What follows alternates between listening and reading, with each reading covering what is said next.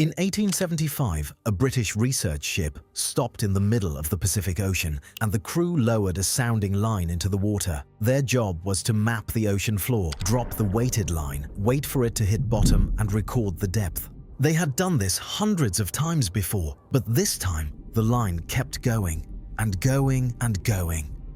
1,000 meters, then 2, then 4, then 6. For over an hour, the line fed into the dark water, and the men on deck watched it disappear into something no one had even suspected was down there.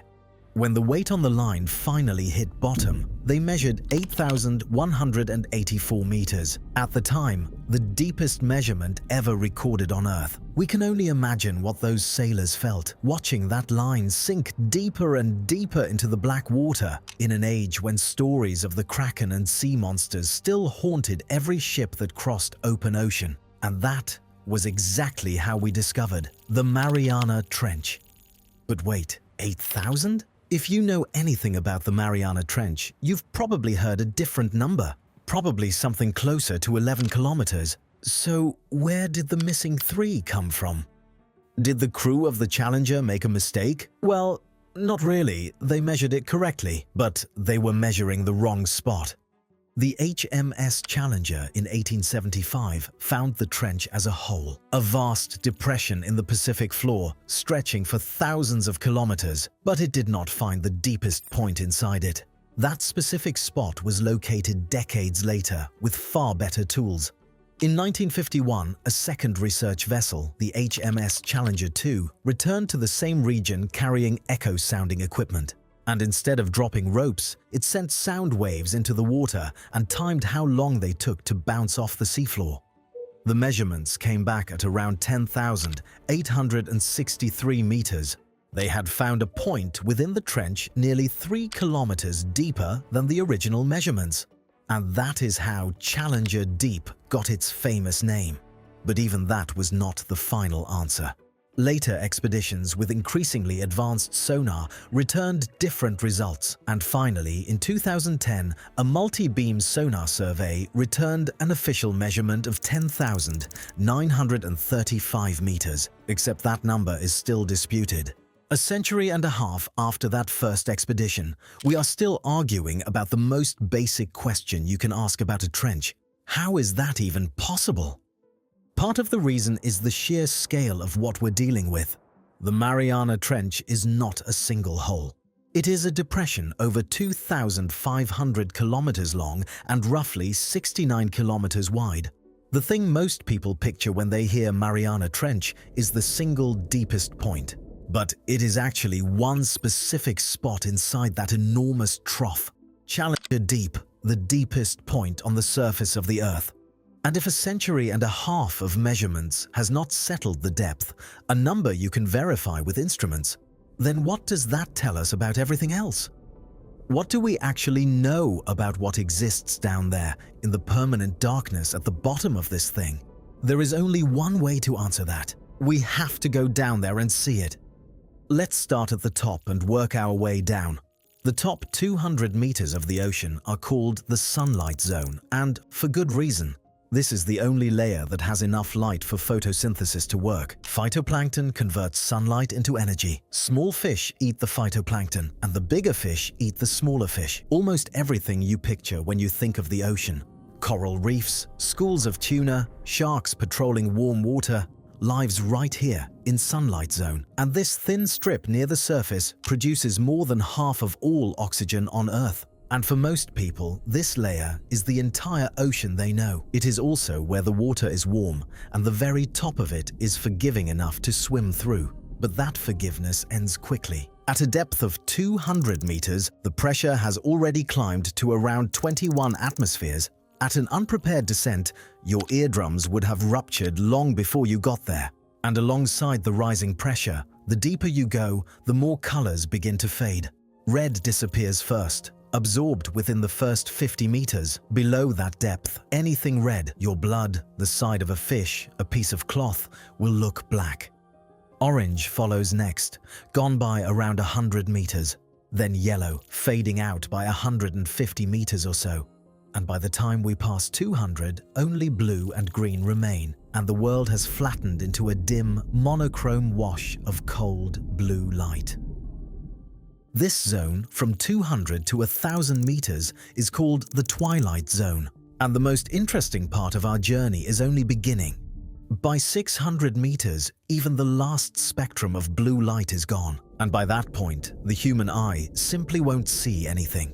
But in this near-total darkness, life solved the lighting problem itself. Around 90% of the creatures living in the Twilight Zone produce their own light. Some glow constantly, others flash on and off. Some carry built-in lamps for hunting, some for hiding, and some for finding a mate.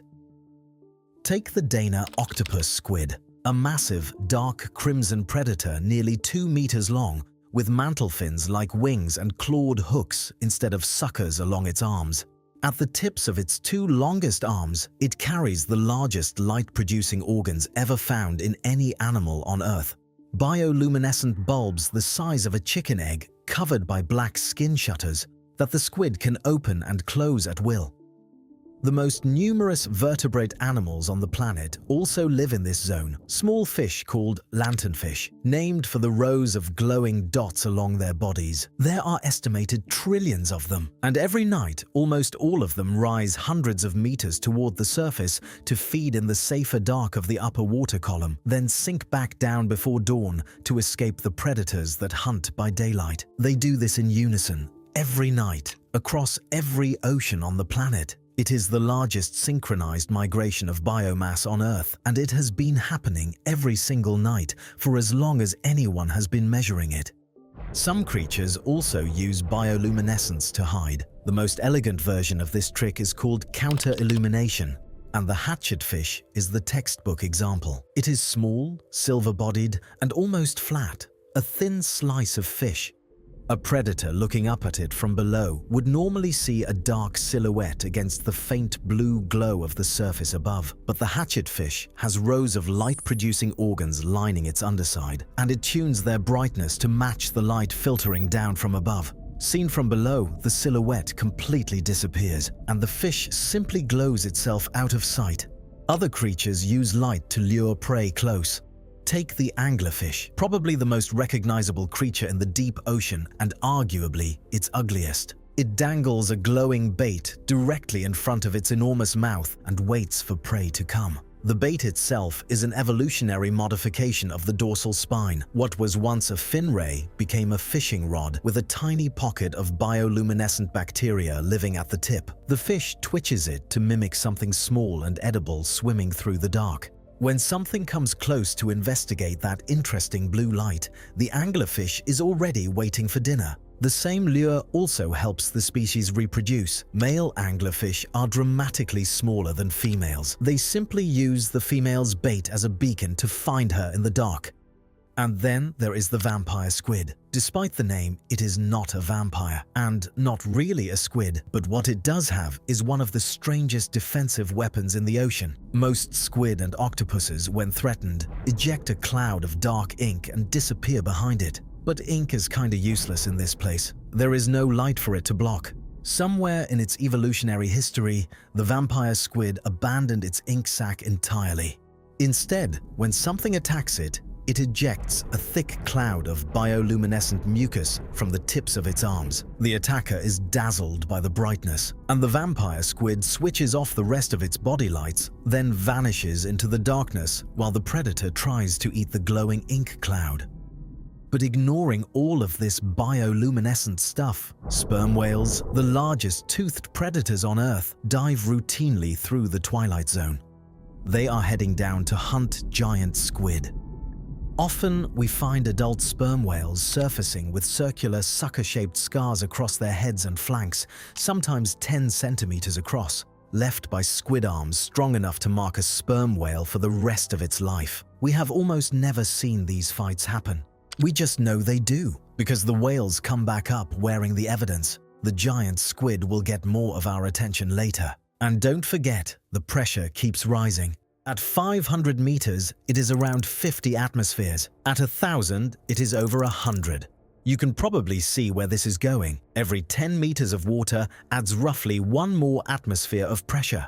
Most modern attack submarines are rated to operate at somewhere between 300 and 450 meters. Their crush depth, the point where the hull starts to fail, usually sits around 600 to 700. But there were exceptions. The Soviet submarine Komsomolets, built with a titanium hull, was tested to over 1,000 meters in the late 80s. It is the deepest a manned military submarine has ever been confirmed to reach. But now, it holds that record from the bottom of the Norwegian Sea. The Komsomolets sank in 1989 after a fire on board, and most of its crew died in the freezing water above it.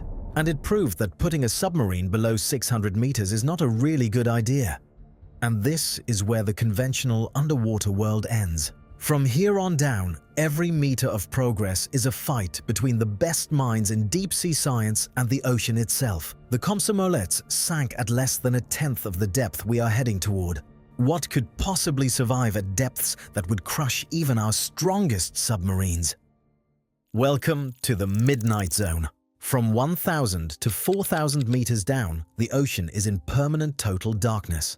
The water sits at around 4 degrees Celsius at the top of this zone and drops toward 2 degrees as you descend. And the pressure climbs from 100 atmospheres at the top to 400 at the bottom. To give you a sense of what that pressure feels like, it is the weight of 400 kilograms pressing on every square centimeter of anything that ventures down here.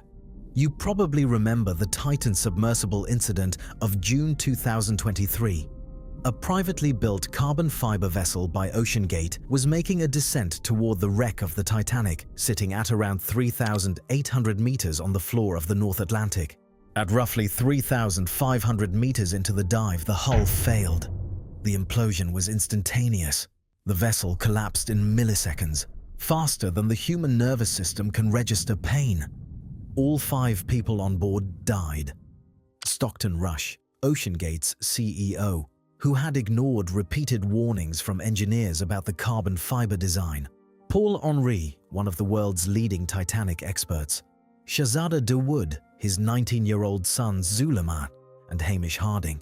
Harding's name matters here, because 2 years earlier, in 2021, he had spent 3 hours and 15 minutes at the bottom of Challenger Deep, establishing a world record for time spent at 11,000 meters. But 2 years later, he died at less than a third of that depth, on the way to a famous shipwreck. The pressure at the depth Titan reached is around 350 atmospheres, and that is the thing you have to fight down here. Everything else, the cold, the dark, the distance from the surface, is solvable. The pressure is what looks for any flaw in your engineering and finds it.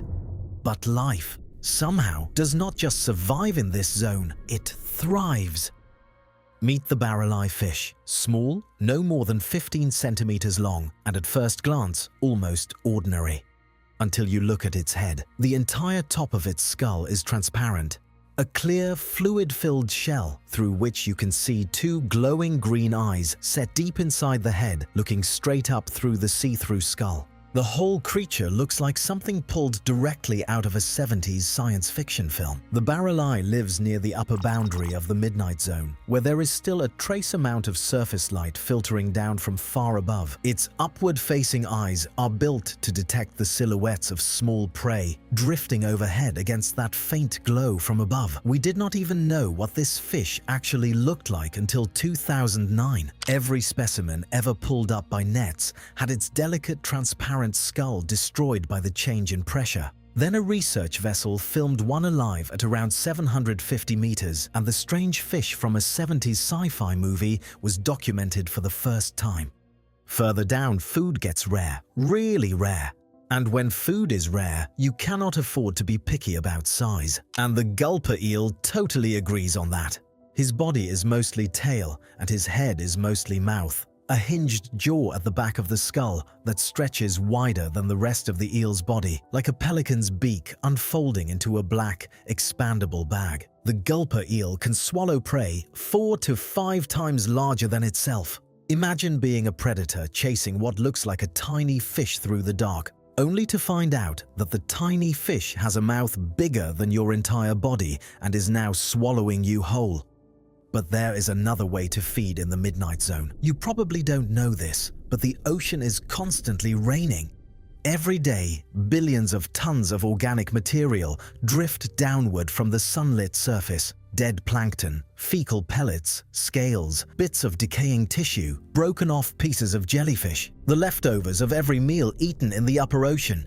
Scientists call this slow-falling mess marine snow. From below, in a beam of light, it looks exactly like a slow blizzard falling sideways through the dock. Most of it is consumed by something on the way down, and only about 2 grams of carbon per square meter per year actually reach the deep ocean floor. But while it is falling, it is feeding nearly everything that lives in the midnight zone. And the most efficient marine snow filter in the entire ocean is the salps. Barrel-shaped, almost completely transparent, gelatinous, a creature that looks like a tiny floating glass tube. It pumps water through its body continuously, straining out organic particles as the water passes. Salps reproduce so quickly that under the right conditions, they can form chains hundreds of meters long, and entire blooms covering thousands of square kilometers. 45 meters, even longer than the longest blue whale ever measured. That is the size of a single creature filmed in 2020 by the Schmidt Ocean Institute, off the coast of Western Australia, drifting through the water at around 600 meters depth. The creature is called a siphonophore, and despite its size, it is not really a single animal at all. A siphonophore looks like a long, glowing, almost crystal-thin ribbon of tissue suspended in the water. But it is a colony. Thousands of individual organisms called zooids, all genetically identical, each one specialized for a single job. The first kind handle propulsion. They pulse the colony forward through the water. The second kind process food. The third reproduce. And the fourth hang down from the body in long, weighted curtains of stinging tentacles, hunting any small fish or shrimp that drifts too close. The colony moves and behaves as a single creature, but it is built like a city. And when you think of giant ocean predators, you probably aren't picturing alien-looking siphonophores. You're picturing orcas, great white sharks, sperm whales, animals that hunt closer to the surface. But starting in the midnight zone, something strange happens to body size. Animals get bigger, significantly bigger. Giant isopods crawling on the seafloor are the size of small dogs. Bigfin squid have arms 5 meters long, and somewhere in this zone lives the most famous deep-sea giant of them all, the giant squid. For most of human history, the giant squid was a sailor's myth, a creature responsible for sucker-marked sperm whales and torn-apart ships.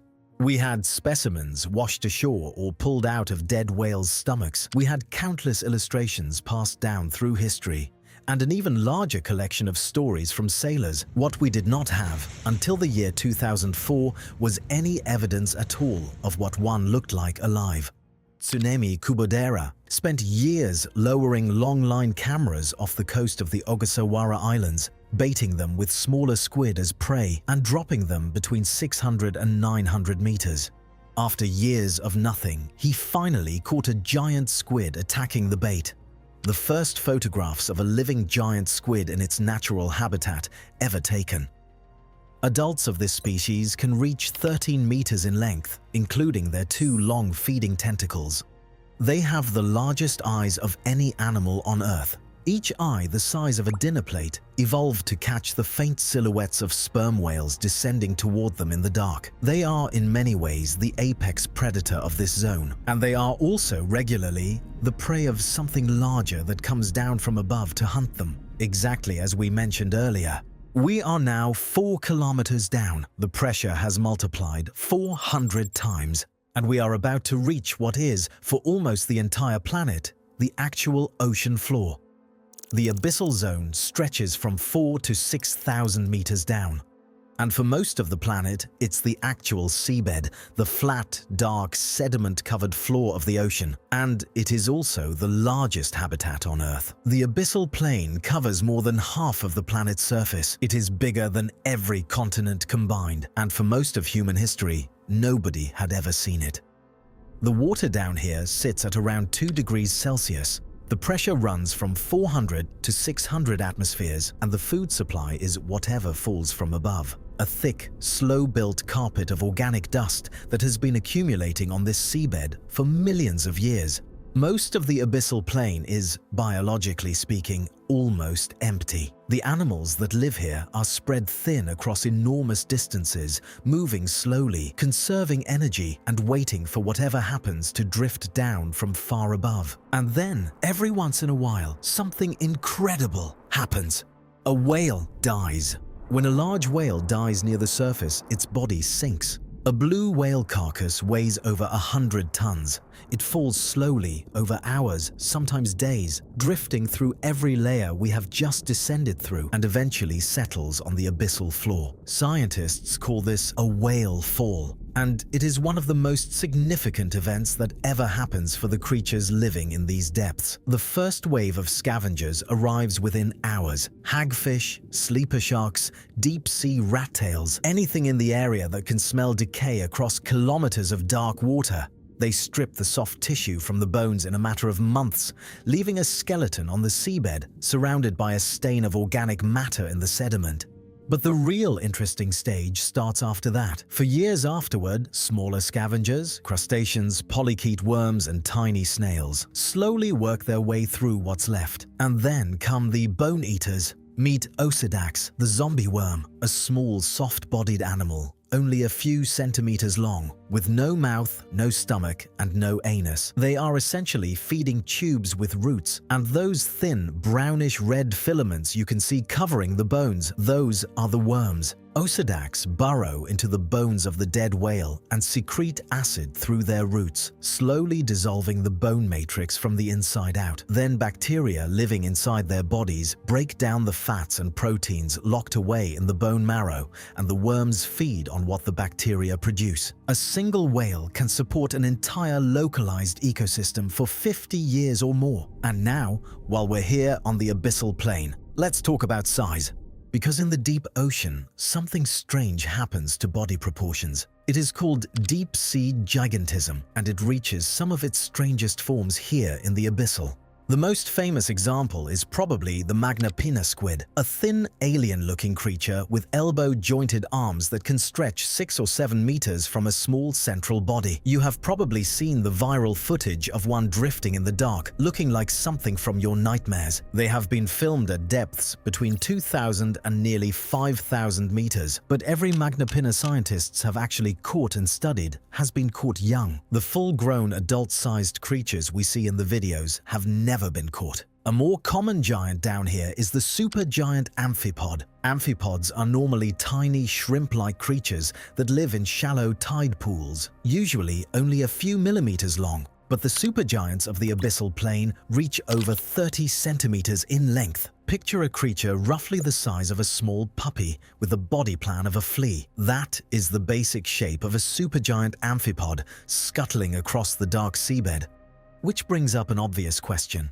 In an environment with extreme pressure, freezing temperatures, and almost no food, why would any creature grow larger? It seems like the worst possible strategy.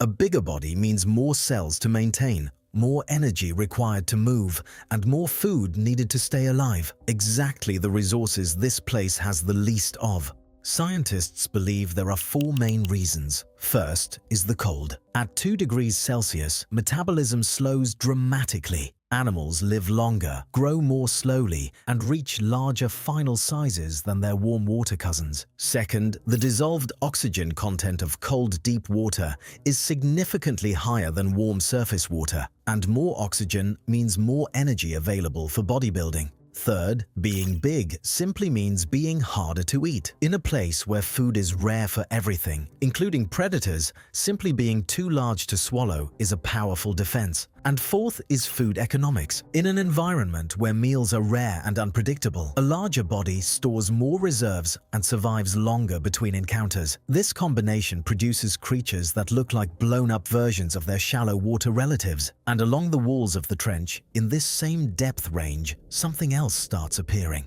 Hydrothermal vents, cracks in the seafloor where superheated mineral-rich water spews out from openings in the rock. And around these vents, the life thrives. Bacteria here pull energy from sulfur compounds and methane spilling out of the vents instead of taking it from sunlight. Tube worms over a meter long anchor themselves to the rock around the vent openings. Bacteria living inside their tissues turn the sulfur compounds into food. These worms can use the same trick the zombie worms use on whale bones, but built around vent chemistry instead.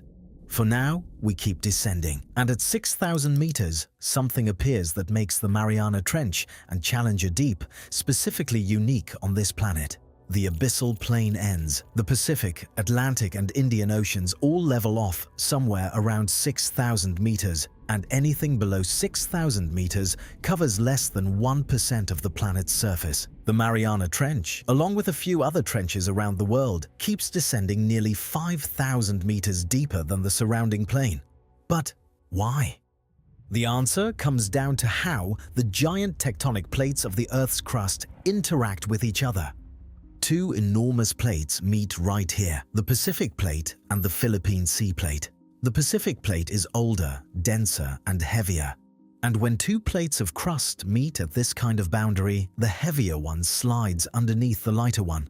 Here, the Pacific Plate dives down into the Earth's mantle beneath the Philippine Plate, and where it dives, it drags the seafloor down with it. That is what creates an ocean trench. The Mariana Trench is the deepest one because the Pacific Plate at this exact spot is the oldest and densest piece of oceanic crust on the entire planet. It sinks further than any other plate. And the trench it has carved out is not a single point, but a long, narrow valley, with its deepest section sitting at the bottom of the Western Basin, the place we already know as Challenger Deep.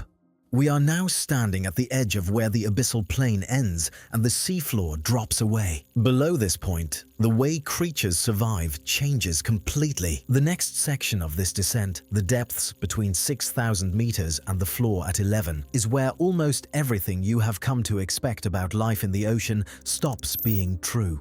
And deep-sea gigantism ends. This is something most explanations of the deep ocean skip over. For the entire descent up to this point, body size has been climbing. Big fin squid in the midnight zone, the 45-meter siphonophore drifting through the dark. Every layer we have descended through has rewarded creatures for getting larger. And then we cross into the Hadal Zone and the giants quietly disappear. The main reason for this is pressure. Past 6,000 meters, every additional meter brings another atmosphere of force pressing down on every square centimeter of any creature trying to live there. There is a point where the cost of maintaining a big body in this much pressure simply becomes more than the body can afford to spend. Food scarcity makes it worse. The trickle of marine snow reaching this depth is a starvation diet. Together, these two things are what end gigantism here. But something else happens in this zone too, and it happens to a much more familiar group of animals. Several species of deep-sea fish actually do live in the upper Hadal Zone, between 6 and 8,000 meters. The most famous of them is the Mariana snailfish, a small, pale pink fish, no more than 30 centimeters long, almost completely translucent. From the side, you can see its organs through its skin. It has almost no hard internal structures, just a small, soft skull and a delicate skeleton. Alongside the snailfish, you can also find cusk eels, long eel-shaped fish from the family Ophidiidae that have adapted to extreme depth. They look more or less like ordinary eels, except that their species hold some of the deepest fish records ever recorded, which raises the obvious question. How do these fish actually survive down here when nothing else with a backbone seems to make it this deep? Fish bodies, like all animal bodies, are made mostly of water and proteins. At extreme pressure, those proteins start to deform. They lose their proper folded shape, and once a protein loses its shape, it stops working. To survive at depth, fish produce a molecule called TMAO, which essentially shields the proteins from collapsing under pressure. The deeper a fish lives, the more TMAO it carries in its tissues. If you have ever picked up a fresh fish, you have already smelled TMAO. It is exactly what gives fish that distinctive fishy smell. At around 8,200 meters, The amount of TMAO required to keep proteins functional reaches a point where the fish's body fluids would become saltier than the seawater around it. And once that happens, water starts being pulled out of the fish in the wrong direction by the same physical process that would happen if you were dehydrated and surrounded by salt water. The fish would essentially begin to dehydrate from the inside out in the middle of the ocean. That is why the snailfish is the deepest living vertebrate ever recorded, filmed at around 8,336 meters in the Mariana Trench in 2014. From the depth where fish stop existing, there are still nearly 3,000 meters of vertical drop ahead of us. And yet, somehow, something is still alive down there. One of the first things you would meet down here is a creature about 3 centimeters long. Its name is Hydrobiologia gigas. It is a small shrimp-like amphipod that lives in colossal numbers across the bottom of the Mariana Trench, swarming around any organic material that drifts down to the floor. And it is one of the strangest engineered animals on Earth. Do not mistake it for the supergiant amphipods we mentioned earlier. Those disappeared somewhere around 8,000 meters. Hydrobiologia gigas is a different, smaller species, adapted specifically for the very bottom of the ocean. Most crustaceans build their exoskeletons out of calcium carbonate, the same material that makes seashells. But at the bottom of the Mariana Trench, the water is so saturated with dissolved carbonates and so cold that that type of shell would simply dissolve over time. So Hydrobiologia does something nothing else in the ocean does. It scrapes aluminum out of the sediment on the seafloor and uses it to coat the outside of its shell as a protective layer. The result is a creature with a unique exoskeleton found nowhere else in nature.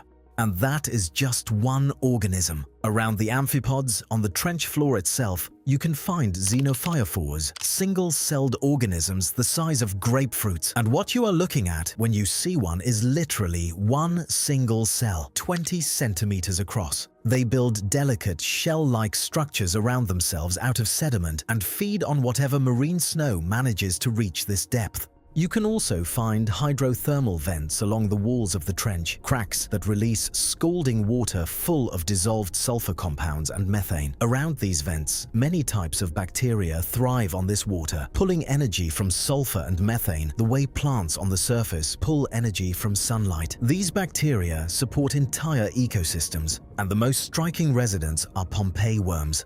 They build their tubes directly on the sides of vent chimneys and carry colonies of heat-resistant bacteria on their backs, while their tail end sits in water at around 80 degrees Celsius, among the most heat-tolerant animals on the planet. And they are not alone. The vents support whole ecosystems of multiple species, all built around bacteria, pulling energy from the chemicals seeping out of the Earth's mantle. None of this depends on sunlight, photosynthesis, or marine snow. The entire ecosystem runs on chemicals leaking out of the Earth's interior. And NASA is suspiciously interested in a deep-sea place that seems so far away from space. And the reason is pretty simple. If life on the bottom of the Mariana Trench can run on hydrogen and methane and sulfur with no sunlight and crushing pressure, then the same kind of life could run somewhere else with the same conditions.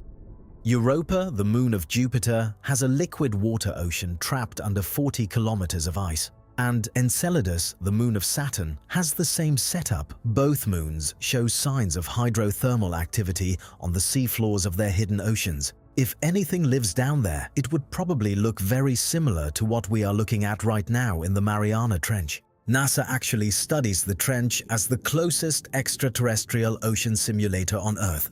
We have finally reached the bottom of the Mariana Trench, and we've seen what lives here. But where did we get all this information from? Did somebody actually come down here and see it? And if they did, they must have had pretty advanced technology for it by that time, right?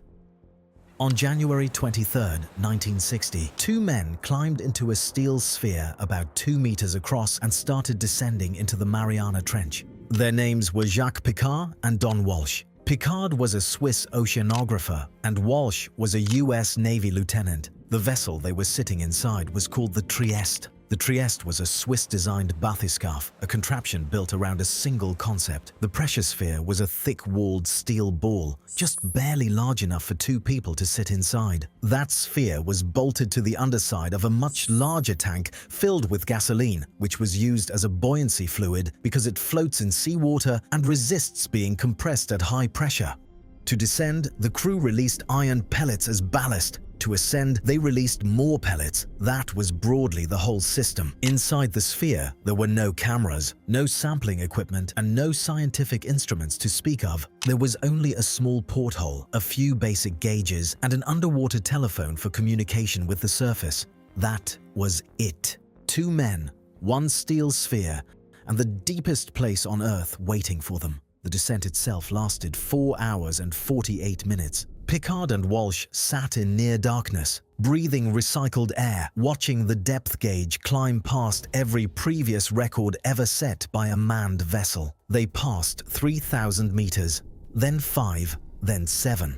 And at approximately 9,000 meters, the small porthole cracked. There was a loud bang inside the sphere. Picard and Walsh exchanged a look. By that time, they had reached a depth nobody had ever attempted in a manned vessel, and a critical piece of their equipment had just failed in a way that gave no indication of how serious the damage was.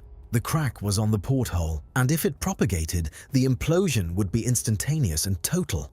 But they still made the decision to keep descending. The Trieste continued for another 2,000 meters and finally touched down on the floor of Challenger Deep. The depth gauge read 10,916 meters. They had reached the bottom of the Mariana Trench. They stayed there for 20 minutes. Walsh later said that he saw a flat creature on the seabed, which he described at the time as a flatfish. But marine biologists have since pointed out that no fish exists at this depth. What he most likely saw was a sea cucumber, and after 20 minutes, they released ballast and began the ascent. 3 hours and 17 minutes later, they were back on the surface.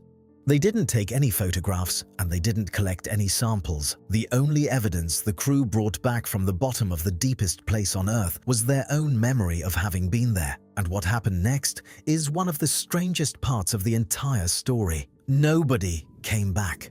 For the next 52 years, no human descended to the bottom of the Mariana Trench. The Cold War was raging. The space race was about to begin. The Soviet Union and the United States were spending unprecedented amounts of money on technological prestige projects. And yet, the deepest place on Earth, a place 2 men in a primitive steel ball had already proven could be reached, was simply abandoned for half a century. But why? The answer is actually simple. Nobody needed to. There were no military advantages to reaching the bottom of Challenger Deep, and no scientific discoveries waiting that justified the cost. But in 2012, James Cameron finally directed enough successful films to launch his real career as a deep-sea explorer. Yes, the same man who made Titanic and Avatar became the 3rd human being in history to reach the bottom of the Mariana Trench 52 years after Walsh and Picard, and the first to do it alone. His vessel was called Deep Sea Challenger. It was a vertical, torpedo-shaped submersible, which Cameron and his team had spent 8 years designing. The pilot, Cameron, stood the entire 2.5-hour descent in a small steel pressure sphere at the bottom of the vehicle, surrounded by floats and battery banks above. When Cameron reached the floor of Challenger Deep, what he saw and described to his team was a place that he called lunar, empty and desolate. He described a flat, grey-brown plain stretching out beyond the limits of his lights, with no large animals visible, just the occasional small creature drifting through the beam of the submersible from time to time. And later he described it as the loneliest feeling he had ever experienced. He was supposed to spend 6 hours at the bottom, but 3 hours into the dive, a hydraulic leak forced him to start his ascent early.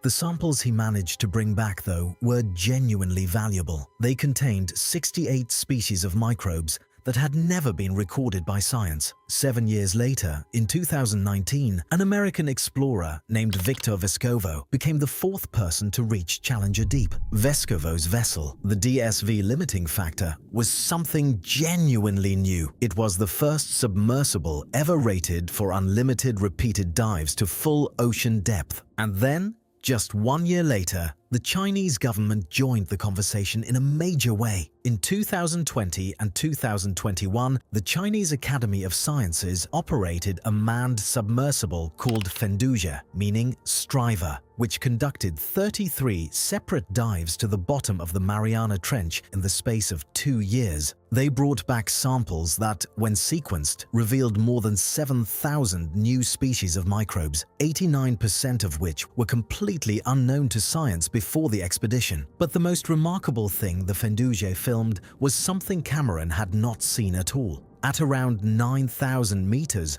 on the slopes of the Mariana Trench, the Chinese submersible filmed vast chemosynthetic communities of life. Fields of tube worms stretching across the seabed, dense colonies of clams clustered around hydrothermal vents and cold seeps, an entire ecosystem powered by chemistry from the Earth's mantle. They described it as a river of life flowing along the trench wall. It was the largest and deepest chemosynthetic ecosystem ever filmed by humans, which means that in less than a decade, the picture of what lives at the bottom of the Mariana Trench had completely changed. Cameron had described a desolate lunar landscape. The Fenduja had filmed an underwater garden of impossible biology. And both of them were correct. The trench is huge and different parts of it look completely different. But when we talked about what Vescovo found in 2019, we left out one important detail. During his dives, Vescovo filmed something nobody had been hoping to see at the bottom of the Mariana Trench. A plastic shopping bag, and not just one. He also filmed candy wrappers, pieces of plastic packaging, drifting on the seabed of the deepest place on Earth, more than 10 kilometers below the surface, in a location that fewer than 30 human beings have ever visited. And that was just the start of it. In 2017, a team of marine biologists pulled amphipods from the Mariana Trench up to the surface, dissected them, and looked at what was inside their bodies. Of 72 specimens collected from 6 of the world's deepest trenches, every one of them contained microplastic, and the amphipods at the very bottom of the Mariana Trench had the most contamination of any animals tested. Which means microplastic has already entered the food chain at the deepest place on Earth. We have polluted a place that fewer than 30 human beings have ever visited. But trash is not the only thing we are leaving on the bottom. The geopolitical race for the trench has already started. In 2024, China deployed something genuinely new. A fleet of autonomous deep-sea robots, each about the size of a shoebox, capable of crawling along the seafloor at full ocean depth without a human pilot or a tether to the surface. They are cheap to produce, can be deployed in numbers, and represent a fundamental shift in how seafloor exploration works. The Chinese government has also publicly described plans for a permanent manned underwater research station at around 2,000 meters depth, essentially an international space station for the seafloor, hosting 6 scientists for 30-day missions. Construction is targeted for the late 2020s. The ocean depths actually have a lot of resources. Take methane hydrate, a form of frozen methane sometimes called fire ice, which exists in enormous quantities in the sediments around deep-sea trenches and could potentially provide an energy source bigger than every conventional fossil fuel reserve combined. Or polymetallic nodules, small lumps of rock containing high concentrations of cobalt, nickel, copper, and manganese. These are the metals required to build electric vehicle batteries and renewable energy infrastructure. Several countries are actively developing the technology to mine them at depth. But deep-sea mining creates its own problem. The mechanical disturbance of the seafloor releases enormous plumes of sediment into the water column, and those plumes can drift for hundreds of kilometers and settle across surrounding ecosystems, smothering corals, vents, and chemosynthetic communities that may have taken thousands of years to develop. We do not yet know what the long-term consequences will be. Most of the seafloor in question has not been mapped at the resolution required to even know what is there to be destroyed, which raises an obvious question. How much do we actually understand about the thing we are now competing over? And the honest answer is not much. The Mariana snailfish, the deepest living vertebrate ever recorded, was formally described and named by science less than a decade ago. The exact depth of Challenger Deep is still disputed. And only recently did the number of people who have physically descended to the bottom finally surpass the number of human beings who have walked on the surface of the moon. We actually know more about what is happening on the surfaces of Mars and the moon than about what is happening at the bottom of our own ocean. The deepest place on Earth, sitting in our own backyard, is still mostly a blank space on the chart. And just to address something you have probably already figured out by now, there is no megalodon hiding in Mariana Trench. The deep ocean has many genuinely strange creatures, but a giant prehistoric shark is not one of them. The truth is more sobering and more interesting than any monster. Most of the Hadal Zone has never been seen by human eyes or by cameras. The fields of tube worms the Fendoji filmed are almost certainly not unique. There are likely entire ecosystems on the trench floor that nobody has ever recorded. And while several countries are now racing to claim its resources, we still do not know what is actually down there. In 1875, the crew of the HMS Challenger lowered a sounding line into the Pacific Ocean and watched it disappear into something nobody had ever seen. The rope eventually hit the bottom. And in a real sense, 150 years later, we are still trying to figure out what is at the end of it.